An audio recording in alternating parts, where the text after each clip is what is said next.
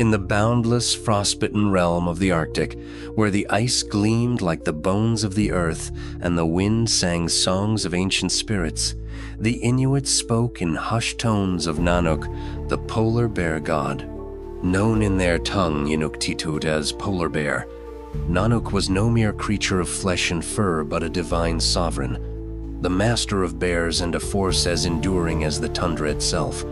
Towering in legend as a mighty polar bear, his coat shimmered with the purity of snow, his piercing eyes reflected a timeless wisdom, and his robust limbs carried the ferocity of battle and the peace of solitude in equal measure. To the Inuit, scattered across the frozen reaches of northern Canada, Alaska, and the Arctic, Nanook was both patron and judge, a shapeshifter who could don human form, a deity who blessed the worthy hunter with bounty and punished those who scorned the sacred taboos of the wild. He held sway over the bears that roamed the ice, the seas that cradled seals and walruses, and the very storms that tested the souls of men. The Inuit revered polar bears as near kin, their intelligence and strength a mirror to humanity, and Nanook embodied their majestic power, a god who demanded respect lest his wrath unmake the careless.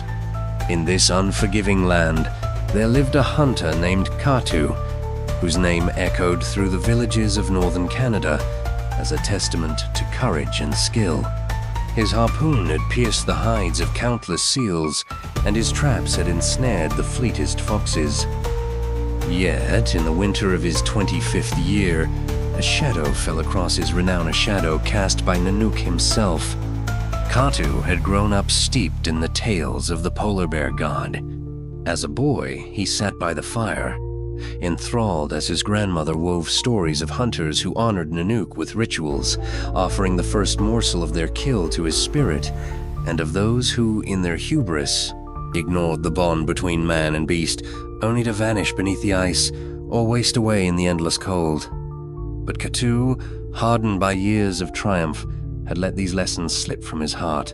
He hunted relentlessly, claiming bears for their meat and fur, yet he offered no chants, no gifts, no whispered gratitude to the spirits of the slain. The village elders, their voices quaking with foreboding, cautioned him. But Katu brushed their warnings aside, his pride a fortress against their pleas. One frigid morning, as the sun lingered low and feeble on the horizon, Katu ventured alone across the frozen sea. His sled, drawn by a loyal team of dogs, skimmed over the ice, and his sharp eyes searched for the glint of a polar bear's coat. The air hung heavy, the wind eerily still.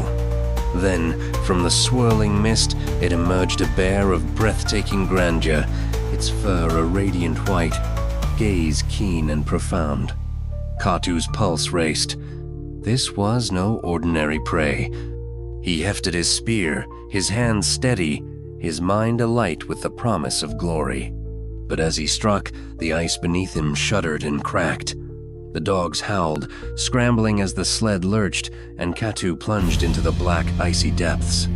The cold gripped him, pulling him down, until a mysterious force hauled him back to the surface. Gasping and shivering, he awoke on the ice. The bear vanished, his sled and dogs strewn about. Before him stood a figure, human yet wild, its eyes ablaze with ancient fire, its voice deep as the groaning of glaciers. "I am Nanook," it declared. "Master of bears, lord of storm and sea, you have taken much, Katu, but given nothing. Why should I spare you?" Katu, quaking not from the chill but from reverence, faltered, "I am the greatest hunter. The land bends to my will." Nanook's laughter roared like a tempest. "The land bends to no man. It endures as I endure, and you are but a thread in its weave. Prove your worth, or be unmade." With a gesture, Nanook vanished, and the world twisted.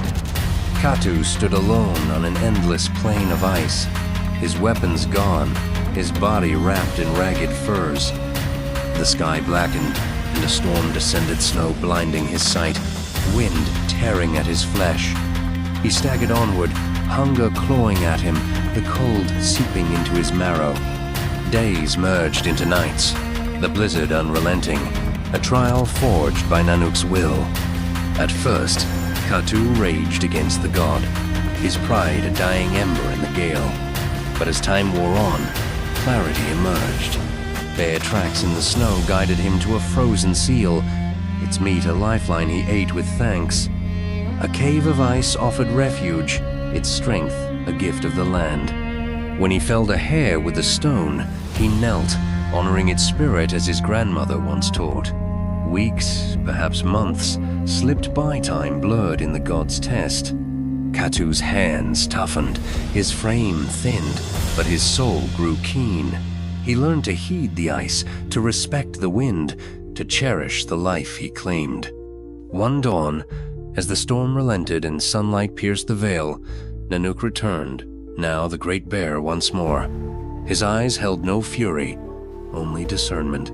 "You have faced my storm," he said, "and found humility where pride once reigned. Speak, hunter, what have you learned?"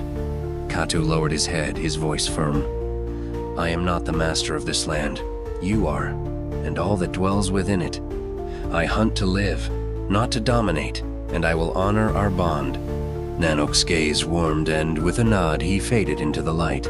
Katu blinked, finding himself on his village's shore, his dogs barking, his sled intact. The people marveled at his return, but he spoke sparingly of his ordeal. Instead, he hunted with reverence, offering chants and gifts to Nanook, teaching the young to venerate the wild. Years later, as an elder, Katu sat by the fire, his grandchildren gathered close. "Once," he began, "I believed strength lay in the kill alone. But Nanook, the polar bear god, tested me, stripped me of pride, and revealed truth. The lesson is this: we are not rulers of the earth, but its stewards. To take without giving invites ruin, to live in harmony ensures survival. Honor the wild, as I learned, and it will honor you in turn." Thus, the tale of Katu and Nanook wove itself into legend, a beacon carved in Arctic Icea, lesson of humility, respect, and the eternal dance between hunter and hunted. If you seek wisdom, why not get it from a god? Subscribe to hear more lessons from the gods.